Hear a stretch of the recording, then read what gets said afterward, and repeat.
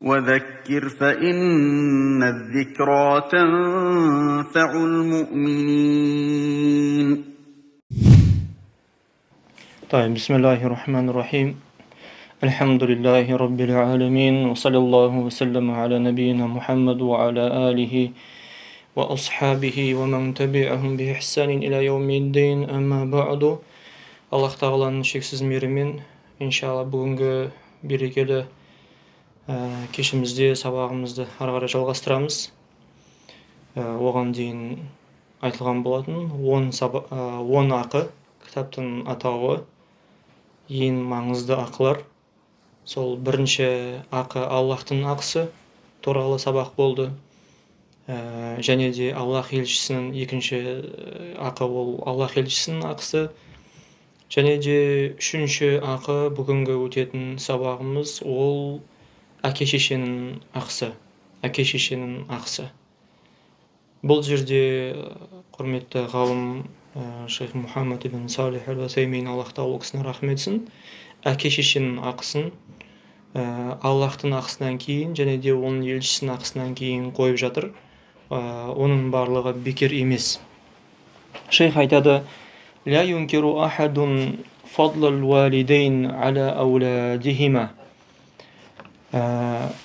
Ешбір адам ата-анасының жалпы баласына жасаған жақсылығын жоққа шығармайды дейді. Ешбір, яғни дені дұрыс, ақылы бар адам ол ешқашан әке-шешенің баласына жасаған жақсылығын жоққа шығармайды дейді. فالوالدان سبب وجود الولد дейді. Расында әке-шеше баланың дүниеге келуіне олар себепшілер болып табылады. وَلَهُمَا عَلَيْهِ حَقٌّ كَبِيرٌ. Сол үшін де әке-шешенің балаларының алдында ақылары өте жоғары болып табылады дейді. فَقَدْ رَبَّيَاهُ صَغِيرًا. Расында әке-шеше ол екеуі баласын кішкентай кезінен тәрбиеледі дейді балалардың. وَتَعِبَ مِنْ أَجْلِ رَاحَتِهِ дейді. Сол балалары жайлы, сол жақсы өмір сүру үшін олар небір қиындықтарды көрді дейді әке-шеше. وَسَهِرَ مِنْ أَجْلِ مَنَامِهِ дейді. Сол балалары түнде тыныш ұйықтауы үшін сол әке-шешелері түнде ұйықтамай, ұйқысыз түндерді өткізген уақыттарды бар дейді. Сол бала тыныш болу үшін дейді. تَحْمِلُكَ أُمُّكَ فِي بَطْنِهَا. Сенің анаң өзінің құрсағында шамамен 9 ай сені көтеріп жүрді дейді, өзінің құрсағында. وَتَعِيشُ عَلَى حِسَابِ غَذَائِهَا وَصِحَّتِهَا дейді. Яғни сен ананың ішінде болған кезде сол уақыт аралығында сол анаң өзінің жалпы қорегінен, денсаулығынан саған өзіне бір не берді дейді. Денсаулық, былай айтқанда ғада, яғни тамақтануына ананың ішінде болса да сол анаңның үлесі өте көп болды дейді. كما أشار الله إلى ذلك في قوله حملته أمه وهنا على وهن дейді. Аллах тағала Құранда Лұқман сүресінің 14-ші аятында осыны айтып өтті дейді. حملته أمه. Сол анасы сол құрсағындағы баласын, яғни әлсіздіктің үстінде әлсіздікпен, яғни сондай бір сондай бір қиын уақыттарда көтеріп жүрді дейді баласын ана құрсағының ішінде. Яғни оған қатты қиын болған анаңа. ثم بعد ذلك حضانة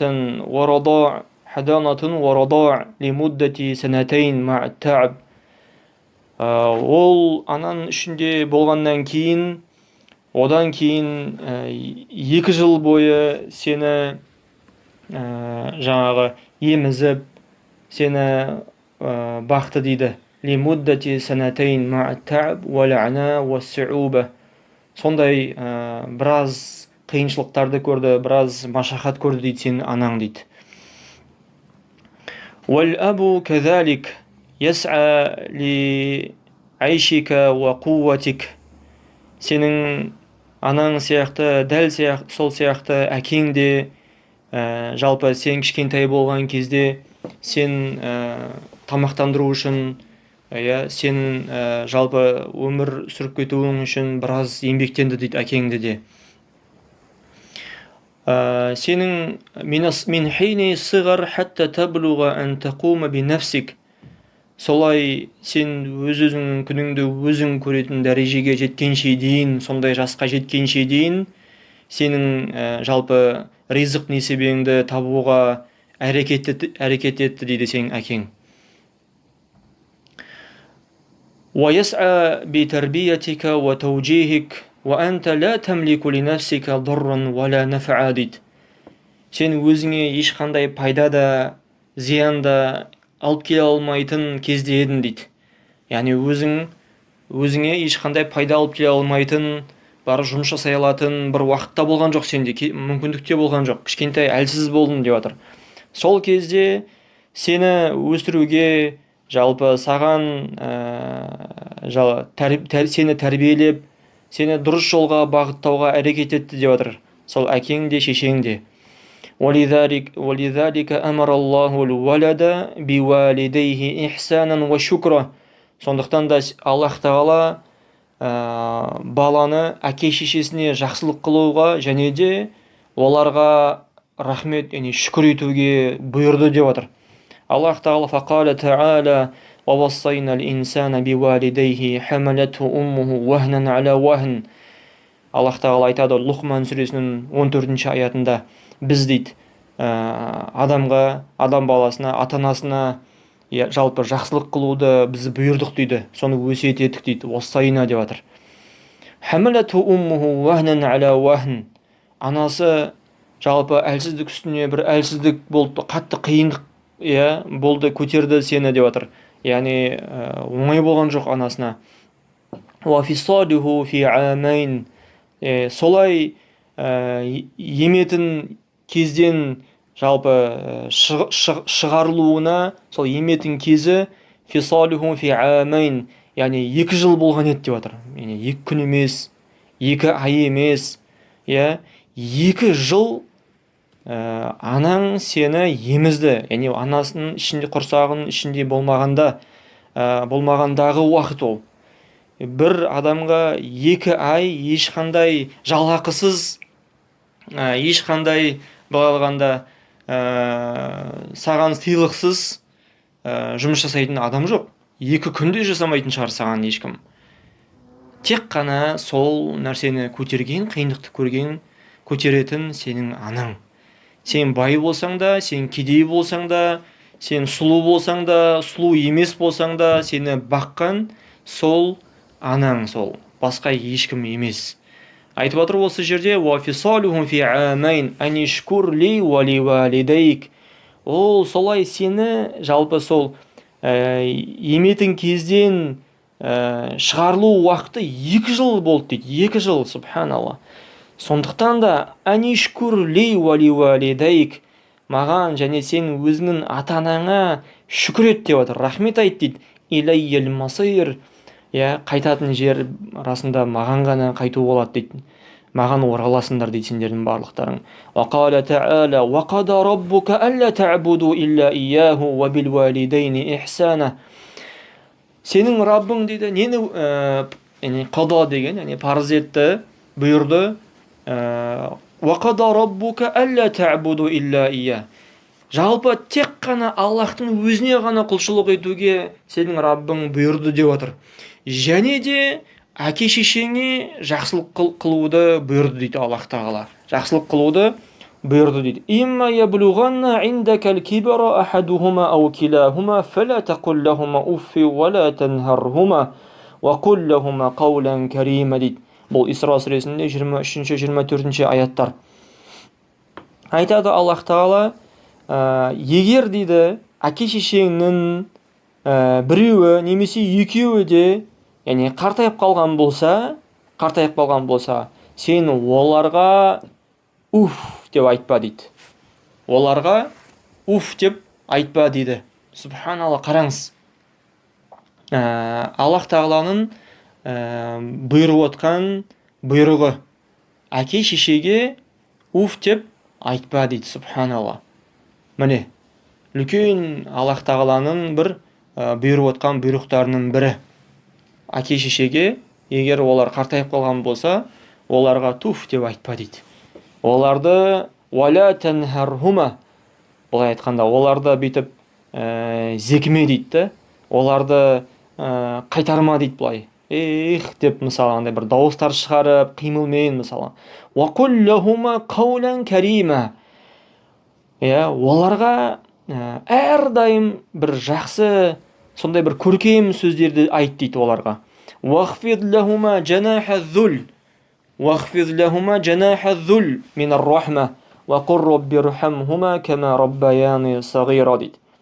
Әрдайым оларға сондай көркем сөз сөйле, және де оларға сондай өзіңнің бір төмен алған кішіпейілдік бір қанатынды жай дейді оларға. Мейірімділік қанатынды жай дейді оларға. Уақур роббирхамхума кама роббаяни сағира дейді. Және де әрдайым осылай айт дейді. Роббирхамхума, ей Раббым, менің Раббым.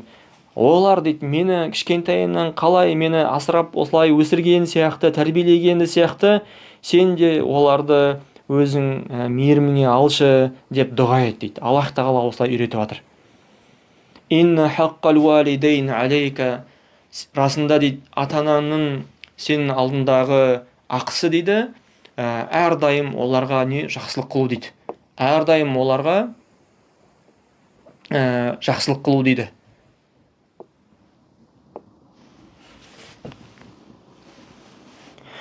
Және де وَذَلِكَ بِالْإِحْسَانِ إِلَيْهِمَا قَوْلًا وَفِعْلًا بِالْمَالِ وَالْبَدَنِ дейді. Енді бұл жақсылық қалай десе, ол оларға жақсы сөз сөйлеумен, және де бір жақсылықтарды іспен көрсету, оларға жақсылықты мал-мүлкімен қылу, бил-мал вал-бадан дейді.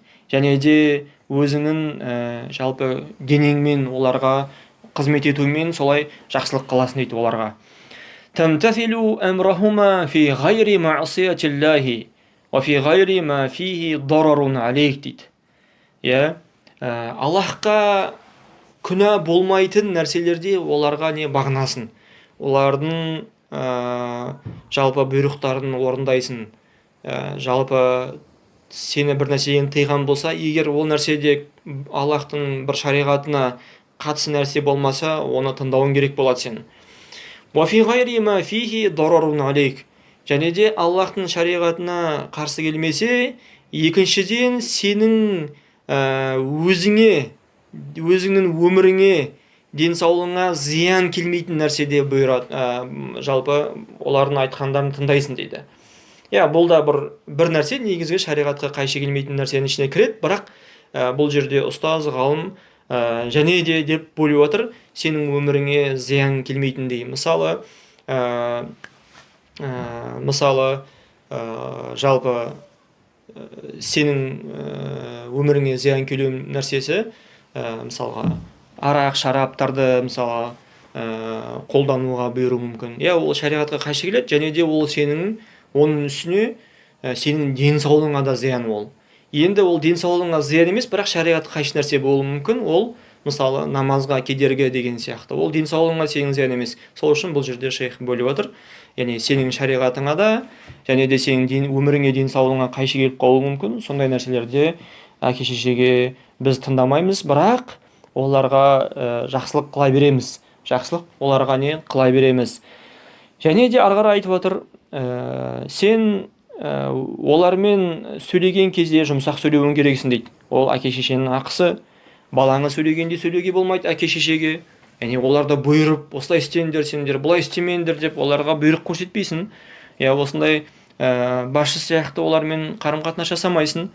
Және де жүзіңде де сол жұмсақ жүз көрсетуің керексің. оларға жұмсақ жүз көрсетуің керексің. Сондай көп сұрақтар қойылады. Мысалы, менің әкем тастап кетті дейді кішкентай кезімде, немесе шешем тастап кетті мені дейді мысалға детдомға, сосын мен оны көрдім дейді, мысалы танимын дейді, немесе таптым дейді, бірақ мен оны жек көремін деген сияқты әртүрлі сондай сұрақтар келеді. Олар өздерінің күнәлары үшін жауап береді. Енді біз қазір олар бізді тастап кеткен болса да, мысалы бала-шағасын қуып жүрген болса да, немесе тағы да бір нәрселер істеген болса да, ешқандай оларға зұлымдық қылуға болмайды. Біз өзіміз үшін жауап береміз, олар өздері үшін жауап береді. Ары қарай айтып отыр: "Ватақуму бихидматихима алал ваджхи лаиқи бихима" дейді.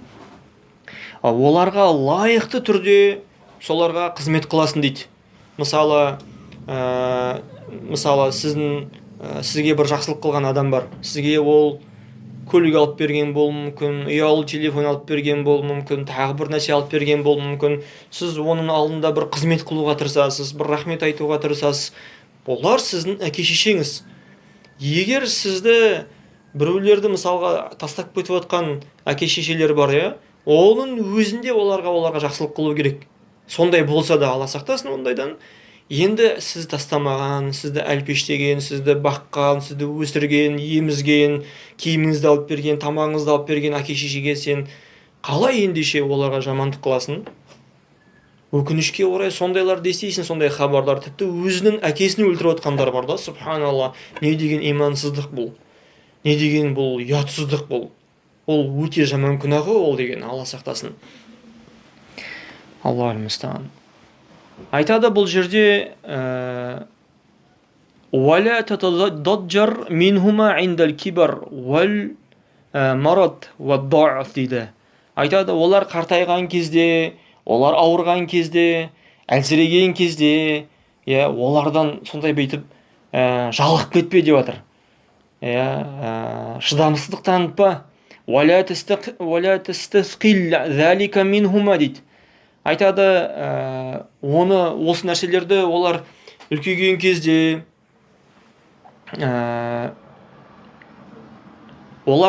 кезде, қартайған кезде, ауырған кезде, мысалға әлсіреп жатқан кезде жалығып, соны бір өзіңе бір ауыр көріп тастап қойма деп жатыр әке-шешеңді. Әке-шешең жаңа айтқан сияқты саған қандай да бір нәрсені істеген болса да, тастап кеткен болса да, сен оларға жамандықпен жауап беруіңе болмайды. Олар рұқсат емес, олар өздері үшін жауап береді. Біз енді өзіміз үшін жауап береміз. Оларға Аллах Тағала саған жақсылық қылғандығы үшін жақсылық қыл деп отқан жоқ. Аллах Тағала оларға сен жақсылық қылуың керексің, әке-шешең болғандықтан болды. Олар сені тәрбиеледі ма, сені тамақ алып берді ма, сен киіміңді алып берді ма, алып берген жоқ па, оған байланысты емес бұл. Әке-шешең болғандығы үшін оларға жақсылығын қыл деп жатыр. Айтады ары қарай: "Фа иннака сауфа такуну биманзилатихима" Неге бір күні дейді, сен де солардың орнында боласың дейді. "Ва сауфа такуну абан кама кана абавайн" Бір күні сен де әке-шеше боласың дейді. Бір күні сен де, уақыт өте келе, сен де бір күні әке-шеше боласың деп жатыр. "Ва сауфа таблугул кибар инда ауладика ин қадира лакал бақа кама балағаху айндак" дейді. Аллах жалпы саған соны жазған болса маңдайыңа, тағдырыңа, сен де балалардың алдында ертең қартаясың дейді. Олар сенің әке-шешең сенің алдында қалай қартайған сияқты дейді. "Васауфа тахтаджу иля бирри ауладика кама ихтажа иля биррик" Сенің жалпы жақсылығыңа олар қазір әке-шешең қартайып, үлкейіп, қалай мұқтаж болып тұр, дәл сол сияқты сенде де ертең әке-шеше боласың дейді. Дәл солай сенде де ертең мұқтаж боласың дейді сен өзіңнің балдарыңа. "Фа ин кунта фи қад қумта бибиррихима фа абшир бил ажр ал-жазил вал мужазати бил мисл" дейді. Егер сен дейді әке-шешеңе жақсылық қылған болсаң, жылы сөздермен, бір сыйлықтарды алып берумен, мысалы, тағы да бір басқала бір жақсылықтарды қылумен, мысалы қызмет қылумен, сондай бір жақсылықтар жасаған болсаң дейді әке-шешеңе, әбішер дейді, күт дейді, иншаалла Аллахтың алдында сауабында да аласың, осы өмірде де сол жасаған жақсылығының сыйлығын аласың деп жатыр осы өмірде де. Айтады, фәмән барра валидайхи, жаңағы барра бихи ауладуху дейді. Кімде-кім ата-анасынан жақсылық жасаған болса, оның балалары да ертең өскен кезде жақсылық қылатын болады дейді. Ал кімде-кім ата-анасына жақсылық қылмаған болса, ол ертең балалары да оған ертең солай қарым-қатынас қылатын болады дейді. Уәл жазау мин жинсил амал дейді. Әрбір жаза да, сыйлық та сол сен өзің қалай амал жасадың, дәл солай болады деп отыр, соның сыйлығы дәл сондай болады дейді. Факама тадину тудан дейді. Қалай әрекет еткен болсаң, соның жалпы сыйлығын, жемісін ешқандай күмәндама, сондай болады деп отыр соның сыйлығы. وَلَقَدْ جَعَلَ اللَّهُ مَرْتَبَةَ حَقِّ الْوَالِدَيْنِ مَرْتَبَةً كَبِيرَةً عَالِيَةً. Расында Аллах тағала әке-шешенің жалпы ақыларын сондай үлкен дәрежеге қойды деп отыр.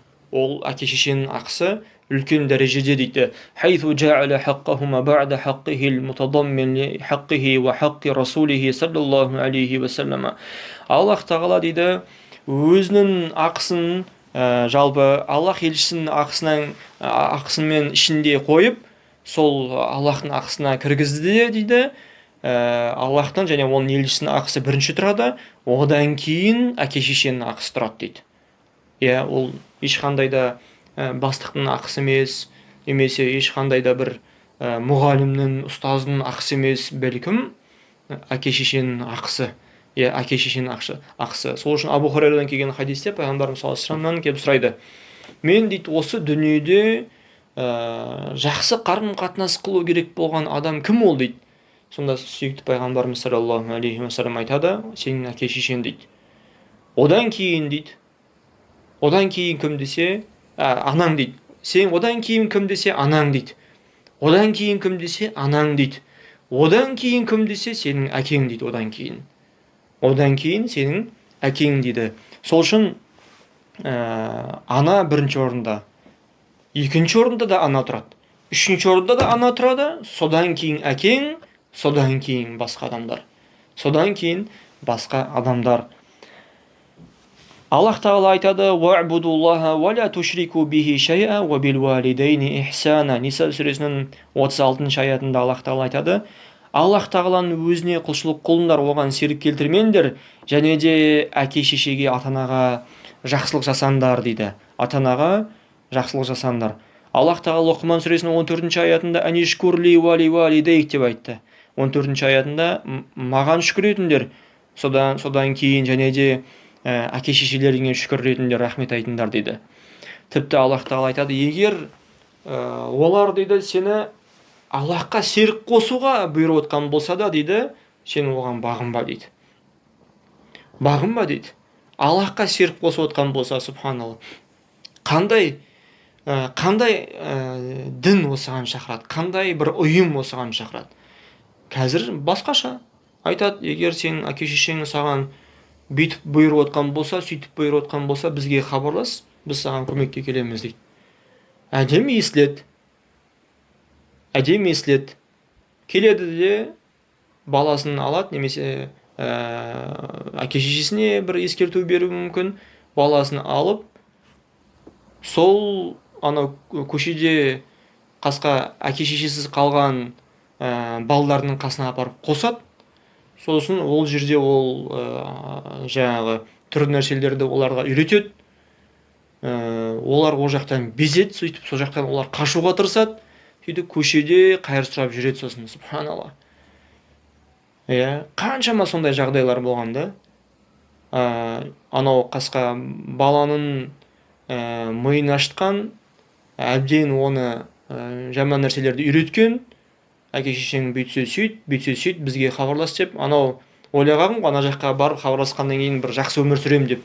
Қайда ана жақта барған, таяқ жеген, одан да үлкен зұлымдықтарды көрген, қасқа ол жақтан қашқысы келген ана балдары сөйтіп далаға шығып қайыр сұрап кеткен, сөйтіп әке-шешесін таба алмай, субханалла. Сол үшін бұл дін осы бізге үйретіп отқан. Тіпті Аллахқа ширк қосуға бұйырып отқан болса деп отыр. Аллах Тағала айтады.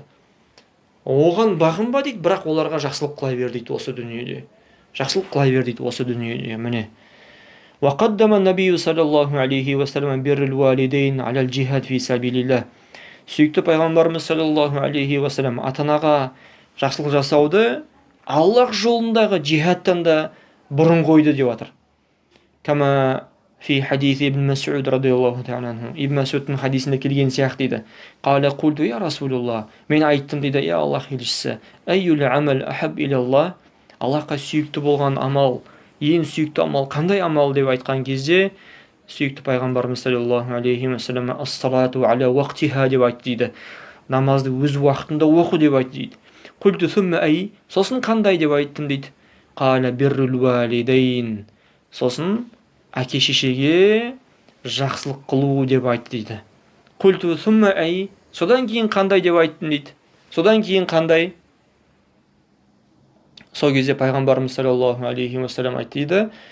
Әл-джихаду фи сабилилла. Одан кейін Аллах жолындағы күрес деп айтты дейді пайғамбарымыз саллаллаху алейхи уассалам. Ва хада ядуллу аля ахаммияти хаққил валидейн дейді. Бұл хадистен біз нені түсініп тұрмыз дейді.